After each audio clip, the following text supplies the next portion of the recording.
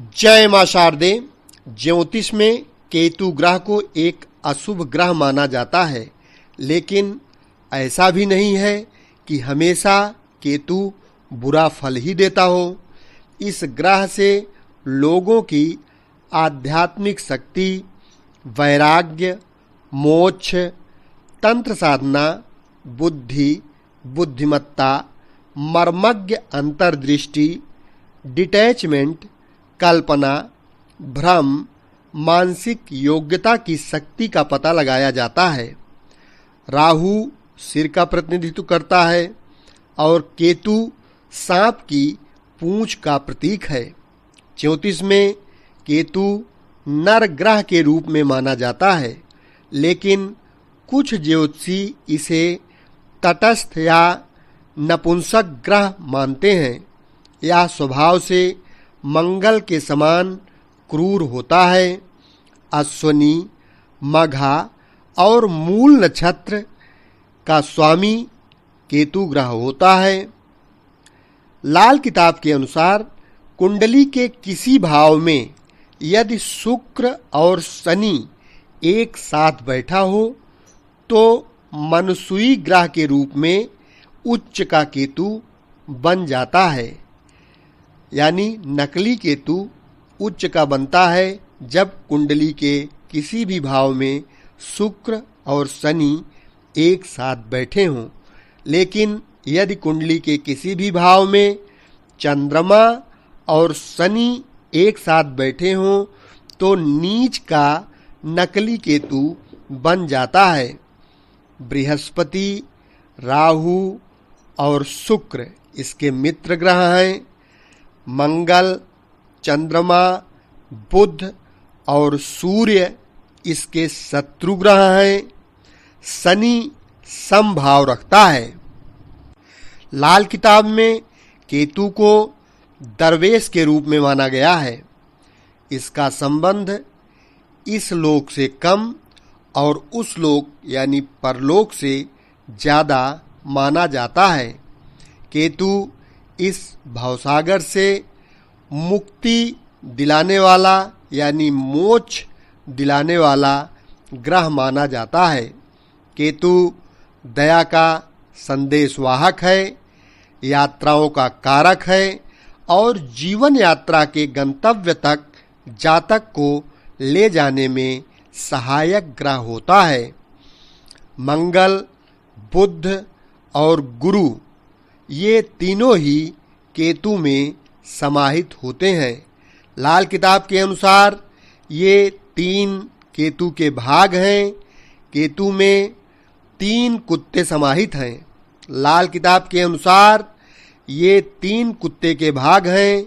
केतु के 3 कुत्ते हैं, यानी बहन के घर रहने वाला भाई, ससुराल में रहने वाला जमाई और मामा के घर रहने वाला भांजा। ये तीनों केतु के पालतू कुत्ते माने जाते हैं। केतु का पालतू कुत्ता काले और सफेद रंग का होता है, यानी सफेद रंग दिन का प्रतीक होता है और काला रंग रात का प्रतीक होता है। इसका मतलब यह हुआ कि केतु दिन और रात्रि दोनों में बलवान होता है, जबकि और जो भी ग्रह हैं वह या तो रात्रि में बलवान होते हैं या दिन में बलवान होते हैं। केवल केतु ही अकेले ऐसा ग्रह है जो रात और दिन दोनों में बलवान होता है। उसमें यदि कहीं लाल रंग है तो वह बुध का प्रतीक है। ऐसे कुत्ते के फल बुध वाले होते हैं और फलों की अवधि की अगर हम बात करें तो इसकी अवधि केतु के निर्दिष्ट समय तक होती है। जब केतु बुरा फल देना शुरू करे तो जातक को शोर नहीं मचाना चाहिए। लाल किताब कहती है कि आप केतु द्वारा जो पीड़ा मिलती है उसको यदि दूसरों के सामने प्रकट करेंगे तो केतु और मारेगा। और मारेगा, और तब तक मारेगा, जोर जोर से दौड़ा के मारेगा कि आपकी हालत खराब कर देगा। इसलिए केतु जब कष्ट दे तो कष्ट को अपनी सहनशीलता के अनुसार अगर सह ले जाते हैं, दूसरों से नहीं कहते हैं, तो वही ज़्यादा बेहतर होगा। केतु की पीड़ा किसी से यदि आप गाएंगे, किसी से बताएंगे, तो निश्चित ही केतु और दौड़ा कर मारेगा। इसलिए सबसे पहले ये बात समझना बहुत जरूरी है कि जो व्यथा, जो कष्ट केतु दे, उसे खुद बर्दाश्त करिए, आत्मसात करिए, उसका रोना मत रोइए। रोएंगे तो और मारे जाएंगे। उससे बचने का और कोई उपाय कहीं से दिखेगा नहीं, केतु मारता ही रहेगा। कुंडली के 10वें भाव में बैठे हुए ग्रह को ध्यान से देखने पर ये बात समझ में आ जाती है कि केतु किस ढंग से जातक की पिटाई करेगा। पूर्वानुमान आप लगा सकते हैं। कुंडली के 10वें भाव में बैठे हुए ग्रह का यदि सही ढंग से अनुमान लगा लें तो यह अनुमान लगा लेंगे कि केतु द्वारा कितनी पीड़ा मिलने वाली है। केतु द्वारा मिली हुई पीड़ा से जातक का स्वास्थ्य यदि प्रभावित हो तो जातक को चंद्रमा का उपचार करना चाहिए। कभी कभी केतु नर संतान यानी पुत्र को कष्ट देता है। ऐसा होने पर मंदिर में कंबल का दान करना चाहिए। केतु के दुष्प्रभाव से पैर के पंजे में या पेशाब की नली में पीड़ा होती है, या पंजे में पीड़ा हो या पेशाब की नली में कोई रोग हो, तो ये समझ लेना चाहिए कि ये केतु ग्रह हमारा कष्ट दे रहा है। दोनों पाँव के अंगूठे में यदि आप सफ़ेद रंग का रेशमी धागा बांधते हैं तो इससे आपको राहत अवश्य देगा। लाल किताब की नई उद्भावना के अनुसार केतु खटिया भी है, यानी जिस पर आप लेटते हैं वह चारपाई भी केतु है। विवाह के समय दहेज में जो पलंग और बिस्तर मिलता है उस पर केतु का स्वामित्व माना गया है। प्रसूति के समय स्त्री को इसी पलंग का प्रयोग करना चाहिए। ऐसा करने पर केतु बच्चे को दुख नहीं देता है। जब केतु ग्रह पीड़ित हो या क्षुभित हो तो दूसरे ग्रहों पर भी बुरा प्रभाव निश्चित ही डाल देता है। केतु का राहु या शनि से युति या दृष्टि संबंध होने पर वह पापी हो जाता है। राहु केतु की युति निश्चित ही असंभव है, लेकिन नकली राहु, जिन ग्रहों के मेल से नकली राहु बनता है, वे ग्रह तो केतु के साथ उसी भाव में बैठ ही सकते हैं। और यदि केतु पीड़ित हो जाए तो केतु कभी मारक नहीं होता है।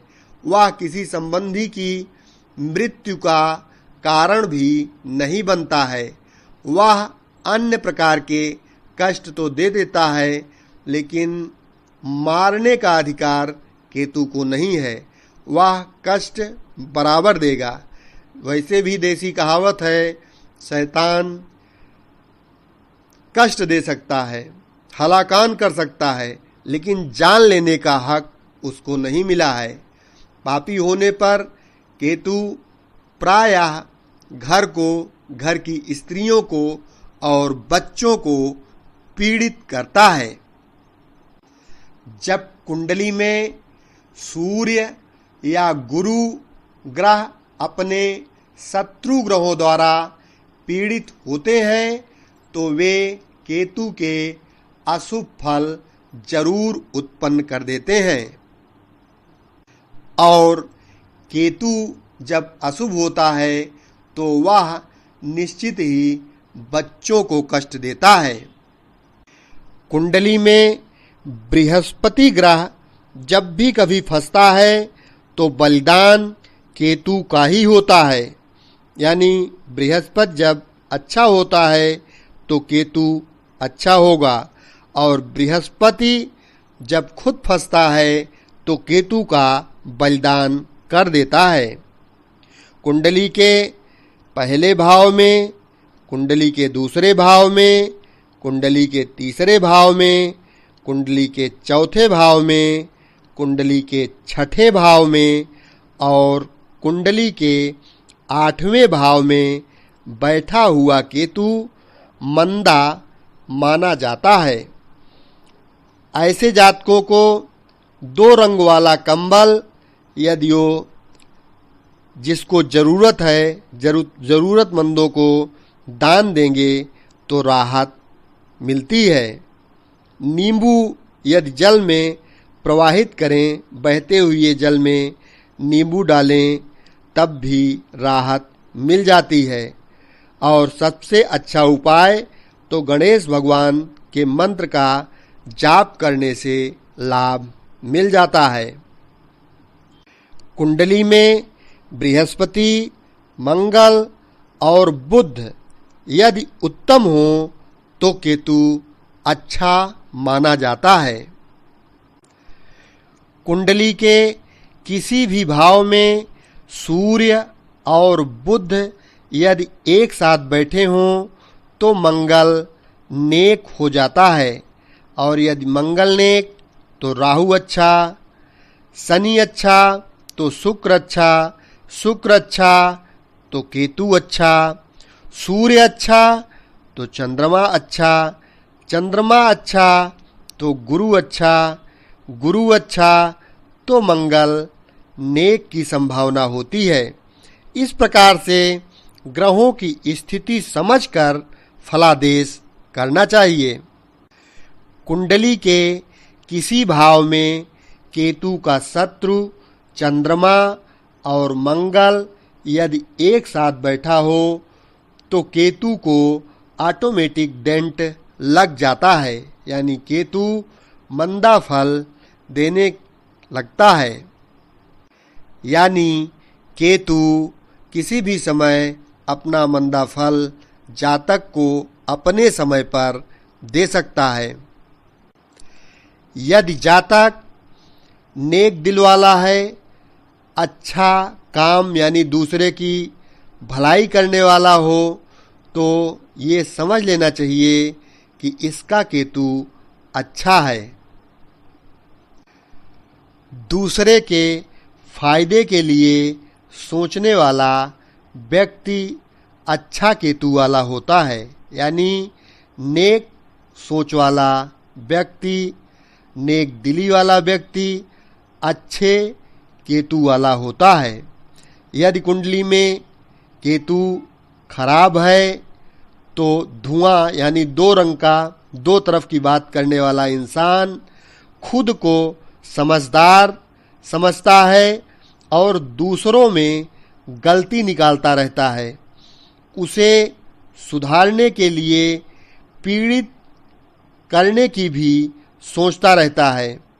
अगर इनके लक्षण की बात करें तो पाँव का नाखून इनके खराब होता है, अंदर की तरफ धंस जाता है, थकाई अधिक लगती है, दर्द बना रहता है, चोट चपेट का लगना, जोर जोर से बोलकर समझदार लोगों की भी गलती निकालना, खुद पर कोई नियम नहीं, जबरन इज्जत लेने का प्रयास करना, मौके का फ़ायदा उठाना, दूसरों के नुकसान की परवाह किए बिना, यानी दूसरे का इससे कितना नुकसान हो जाएगा, अपने स्वार्थ सिद्धि के लिए उसकी परवाह न करना, हमेशा अपने ही विचारों में डूबे रहना, परिवारजनों में कमियां निकालते रहना, खराब केतु की प्रमुख निशानियां हैं। ऐसे जातक की शादी थोड़ा विलम्ब से होती है, समय से नहीं हो पाती, तब भी समझ लीजिए खराब केतु की यह भी एक निशानी है।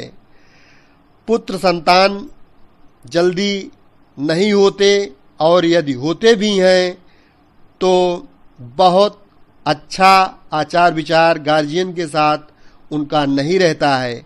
ऐसे जातक का केतु खराब ही समझना चाहिए।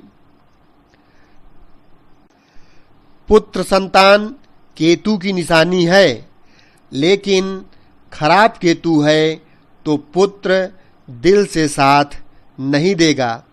दूसरे के काम में बिना मतलब दखलंदाजी करना मंदे केतु की निशानी है। वहम होता है भूत प्रेत से। पीला नींबू से इसकी रेमेडी की जा सकती है। सारा दिन घर में पलंग से चिपके रहना मंदे केतु की निशानी है। बेमतलब बाहर घूमना भी मंदे केतु की निशानी है। केतु या तो आध्यात्म है या फिर आतंकवादी है। विध्वंसक व्यक्ति मंदा केतु की निशानी है और साधु अच्छे केतु की निशानी है। इसकी 3 टांगें यानी बृहस्पति, मंगल और बुध तीनों ग्रह यदि अच्छे हों तो उत्तम कोट का केतु माना जाता है। केतु के कारण ही आदमी को अच्छा या बुरा कहा जाता है। जो जो ग्रह खराब होगा उसी हिसाब से केतु उतना ही खराब होता चला जाएगा। मंदिर का झंडा केतु है। जब केतु खराब होता है तो गुरु को बड़ा कष्ट होता है। घर गृहस्थी से दुखी या डर कर भागा हुआ साधु खराब केतु की निशानी है। जितना शुभ केतु होगा उतना बैलेंस सेक्स करेगा। अननेचुरल सेक्सुअल एक्टिविटी खराब केतु की निशानी है। बच्चों को गंदी शिक्षा देना खराब केतु की निशानी है। गुरु वाली शिक्षा देना अच्छे केतु की निशानी है। इस प्रकार बृहस्पति समाज को चलाने की अच्छी शिक्षा देता है तो केतु समाज में अव्यवस्था फैलाने वाली शिक्षा देता है। यदि कुंडली में मंगल बध है तो केतु खराब होगा, क्योंकि मंगल पॉजिटिविटी और निगेटिविटी दोनों का कारक है। सकारात्मक और नकारात्मक दोनों ही एनर्जी मंगल से ही मिलती हैं। ओवर यूज यानी हानि से प्रेस, चिड़चिड़ापन अक्सर देखने को मिलता है। बुध समाज जोड़ कर रखता है, किंतु बुद्धि खराब कर देता है खराब केतु। दिशा में सोच यानी दृष्टिकोण अगर सकारात्मक है तो केतु अच्छा माना जाएगा, और यदि दृष्टिकोण नकारात्मक है तो केतु निश्चित ही खराब माना जाएगा। छोटी सोच, पांव की चोट जीवन में आगे बढ़ने नहीं देता। पांव की तकलीफ यानी केतु खराब। कान का कच्चा होता है मंदा केतु। चुंगलियों को सुनकर ही रिएक्ट कर देता है। सच्चाई पता लगाने की कोशिश करता ही नहीं है। अच्छा केतु नेक दिली, अच्छा काम यानी दूसरे की भलाई करने वाला होता है। अच्छा केतु मोक्ष की तरफ ले जाता है। स्त्री शक्ति की बुराई कभी भी न करें। पूर्णता कभी नहीं पूरी होगी जब तक कि स्त्री सपोर्ट न करे। यात्रा केतु है। गोल ओरिएंटेड यात्रा, तीर्थ स्थान की यात्राएं भी केतु ही करवाता है। यदि कुंडली में केतु अच्छा होगा तो तीर्थ स्थान की यात्रा बराबर करवाएगा, और यदि केतु गड़बड़ होगा तब भी यात्रा कराएगा, लेकिन गलत जगह की यात्रा करवाएगा।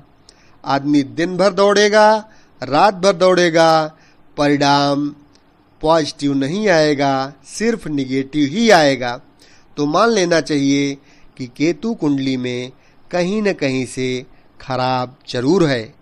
यदि हम इसके उपाय की बात करें तो इसके लिए बृहस्पति को ठीक करना चाहिए। बड़े बुजुर्गों का सम्मान करें, उनके शिक्षा से अपने जीवन में परिवर्तन लाएं। किसी भी गुरु पर विश्वास न करना भी खराब केतु की निशानी है। गुरु घंटाल से मुलाकात होना भी खराब केतु की निशानी है। अच्छे सक्षम विद्वान व्यक्ति अच्छा जीवन जीना सिखाते हैं, नेक रास्ते पर चलने की सलाह देते हैं। अच्छे गुरु की निशानी अलग ही होती है, और राक्षसी गुण यदि गुरु में है तो वह खराब गुरु की ही निशानी है। धर्म स्थान पर धार्मिक यात्राएं करना, इसे पिकनिक की तरह इस्तेमाल करें। केसर का तिलक लगाना, हल्दी वाला दूध पीना, सर्दी में केसर का दूध पीना, ये सब काम करने से केतु मजबूत होता है। शुगर वाला केतु तब मानना जब गुरु मंदा हो। कानों में कभी मंदा केतु कानों में सोना धारण कर लेंगे तो मंदा केतु असर धीरे धीरे कम करना शुरू कर देगा। कुत्ते टाइप के आदमी से मिलवाता है मंदा केतु। आप मिलना नहीं चाहते हैं, लेकिन फिर भी यदि गलत आदमी से मुलाकात हो जाए और वो पीछे ही पड़ जाए या आप उसके पीछे पड़ जाएं, तो समझ लेना चाहिए कुंडली में केतु मंदा है। गोल्ड भस्म वैद्य की देखरेख में लें, इससे भी केतु अच्छा होता है। दूध में सोना डालकर लेना भी गुरु का उपाय है, इससे भी केतु अच्छा होता है। घर में कुत्ता पालना केतु का उपाय है। कुत्ते को मीठी रोटी खिलाना भी केतु का उपाय है। दूध के छींटे मारकर रसोई में शाम को चूल्हा बुझाना भी केतु का ही उपाय है। मामा, भांजा, लड़की का बेटा यानी द्योता, उसकी सेवा करना और उससे आशीर्वाद लेना भी केतु का ही उपाय है। लाल रंग की फिटकरी को जमीन में दबा देना, बच्चों को गोलगप्पा खिलाना, गोलगप्पा खाने से केतु ठीक होता है। 2 रंग का पत्थर, हकीक, काला सफेद कम्बल साधुओं को देने से केतु ठीक होता है। पीला नींबू धर्म स्थान में देना, नींबू काटकर चौराहे पर छोड़ देना, नींबू बहते जल में प्रवाहित करना भूत प्रेत से छुटकारा दिलाता है। भगवान गणेश जी की पूजा करना, पाँव में अंगूठे में पीला धागा बांधना भी केतु को अच्छा करता है। मंदा केतु रोजगार समाप्त कर देता है। तांबे के बर्तन में चने की दाल डालकर लाल कपड़े से ढककर मंदिर में दान करें। हनुमान चालीसा का पाठ करने से केतु अच्छा होता है।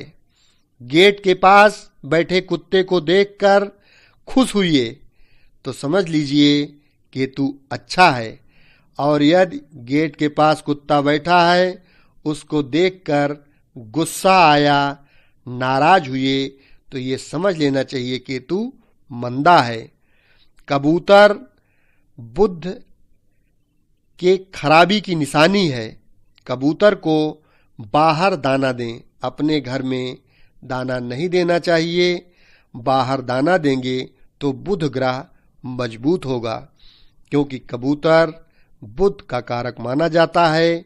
जिसका केतु खराब होता है वह किसी पर विश्वास नहीं करता है। यदि पिता पुत्र न माने तो उसके पांव दबाएं, दूध पिलाएं, इससे केतु ग्रह ठीक होता है। यदि कुंडली में केतु खराब है तो कैरियर में समस्या आएगी, कमर के नीचे दर्द होगा, घुटने में समस्या होगी, क्रिटिसाइड करने की आदत पड़ जाएगी। जॉइंट पेन यदि हो रहा है तब भी समझ लेना चाहिए कि केतु कहीं न कहीं से कुंडली में पीड़ित है। केतु खराब होने पर पहले तो पुत्र होता ही नहीं है, पहले शादी देर से होती है।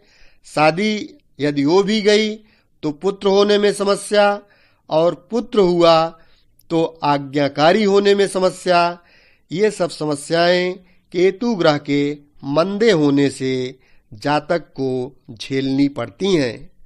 मंगल बद, संतान की विवाह, शादी, कैरियर, सब समस्या युक्त मंगल बद तो राहु खराब।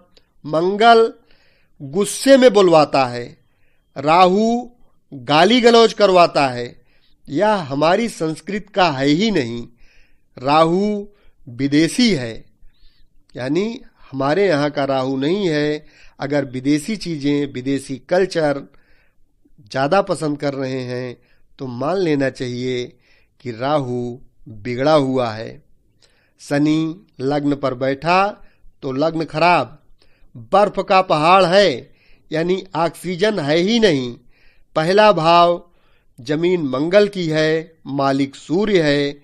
सूर्य को डेंट शनि लगा देता है, जिससे पिता, सरकार, बोझ, सिस्टम की कमी यानी निगेटिविटी पकड़ने की आदत जातक में एकदम कूट कूट कर भर जाती है, क्योंकि सबसे बड़ा शत्रु सूर्य है शनि का। इस प्रकार से शनि पहले भाव में बैठकर अनेकों प्रकार की समस्याएं खड़ी ही कर देता है। इस प्रकार से निशानियों द्वारा आप समझ सकते हैं कि जातक की कुंडली में बैठा हुआ केतु अच्छा फल दे रहा है या बुरा असर दे रहा है। यदि मंदा असर दे रहा हो तो उपचार के रूप में लग्न में यदि केतु बैठा हुआ हो और बुरा असर दे रहा हो तो काला और सफ़ेद 2 रंग का कुत्ता पालना चाहिए। गली के आखिरी मकान में नहीं रहना चाहिए। चंद्रमा का उपचार करना चाहिए और लाल रंग की रुमाल अपने पास रखने से राहत मिल जाएगी। यदि केतु कुंडली के दूसरे भाव में बैठकर मंदा असर दे रहा हो तो सदाचार का पालन निरंतर करते रहना चाहिए और 9 वर्ष से कम उम्र की कन्याओं की सेवा करने से राहत मिल जाएगी। कुंडली के तीसरे भाव में बैठा हुआ केतु यदि मंदा फल दे रहा हो तो सोना धारण करना चाहिए। गुरु की वस्तुओं को बहते हुए जल में प्रवाहित करना चाहिए। यात्रा में दुर्घटना और नुकसान से बचे रहने के लिए सूर्य और चंद्रमा से संबंधित वस्तुएं बहते पानी में प्रवाहित करने से कल्याण होगा। कुंडली के चौथे भाव में यदि केतु बैठा हो और मंदा असर दे रहा हो तो पूजालयों यानी मंदिर, मस्जिद, गुरुद्वारा जिस धर्म से आप बिलोंग करते हैं वहाँ पर गुरु की वस्तुओं को यदि आप दान में देंगे तब आपका कल्याण निश्चित ही होगा। कुंडली के 5वें भाव में यदि केतु बैठा हो और मंदा असर दे रहा हो तो पूजा पाठ द्वारा गुरु को शांत करना चाहिए। शनि की वस्तुएं बंद करके नहीं रखना चाहिए। लोहे के संदूक खुले रखना चाहिए। दरवाजों में लोहे के ताले नहीं लगाने चाहिए। कुंडली के 6वें भाव में केतु बैठकर यदि बुरा असर दे रहा हो यानी मंदा फल दे रहा हो तो दहेज में मिली हुई अंगूठी बाएं हाथ में धारण कर लेना चाहिए। कुंडली के और जो 5वें भाव में जैसे हमने बताया था कि गुरु का मंत्र जपना चाहिए, गुरु मंत्र से भी राहत मिलती है। कुंडली के 7वें भाव में केतु बैठकर यदि मंदा असर दे रहा हो तो 4 दिन तक प्रतिदिन 4 नींबू बहते जल में प्रवाहित कर देना चाहिए, कल्याण होगा। कुंडली के 8वें भाव में केतु बैठकर यदि मंदा फल दे रहा हो तो मंदिर, मस्जिद, गुरुद्वारा में जाकर सफ़ेद और काला यानी 2 रंग का कंबल दान में देना चाहिए। एक ही भाव में स्थित ग्रहों की वस्तुओं के साथ साथ काले घोले रंग के कंबलों के टुकड़े श्मशान भूमि में दबाने से भी राहत मिल जाती है। कुंडली के 9वें भाव में अगर केतु बैठकर मंदा असर दे रहा हो तो कानों में सोने का टाप्स या बाली धारण करना चाहिए और घर में सोने का बिस्कुट रखने से भी लाभ मिलेगा।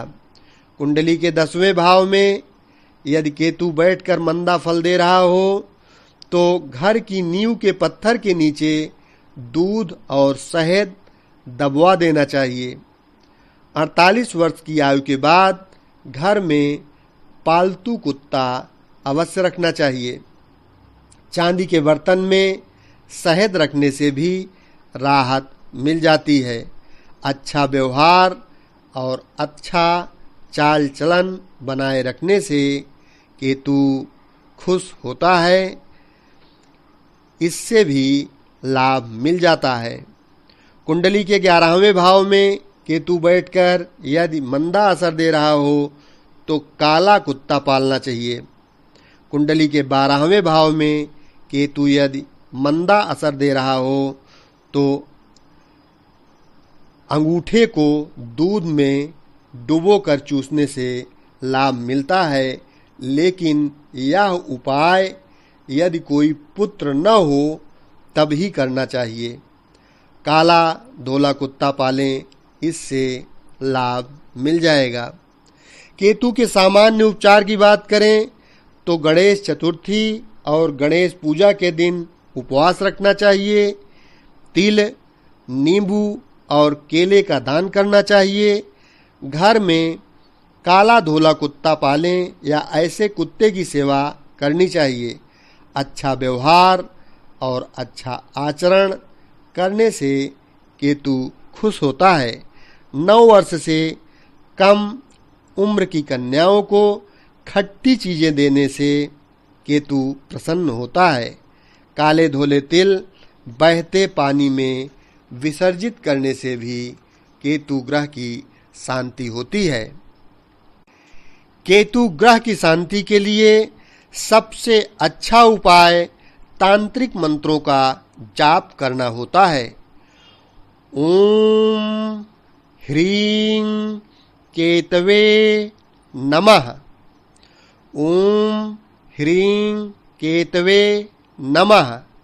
एक बार फिर से बोलते हैं, ओम ह्रीं केतवे नमः का जाप 17,000 बार करना चाहिए। इससे केतु शांत होते हैं या अच्छा फल देते हैं।